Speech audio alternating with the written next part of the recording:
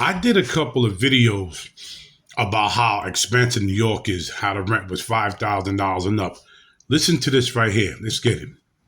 A report from Miller Samuel and Douglas Elliman. Manhattan rents have hit a record high. The average monthly rent in July was $5,888. $5,000. That's up 9% from last year. We spoke with some experts who put that into a sobering figure.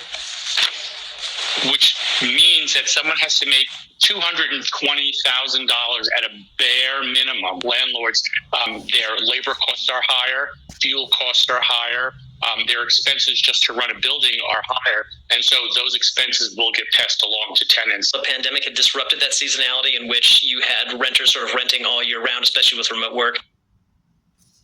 Rents in other boroughs are not far behind. Brooklyn is cheaper than Manhattan, but it is still ahead of the market. Of course, we all kind of experience this in some way or another, so we want to hear from you. Can you afford the average rent in New York City? Probably not.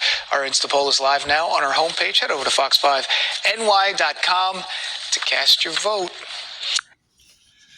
I always said that New York was expensive, and I'm saying to myself, how can these jobs pay you $16 an hour? You heard what the man said. You got to make over $200,000 a year just to live in New York. Rent is over $5,000 a month.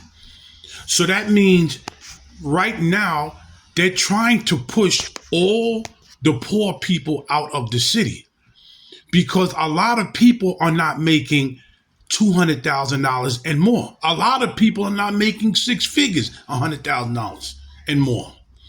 So how do you expect people to live off of $16 an hour, $20 an hour?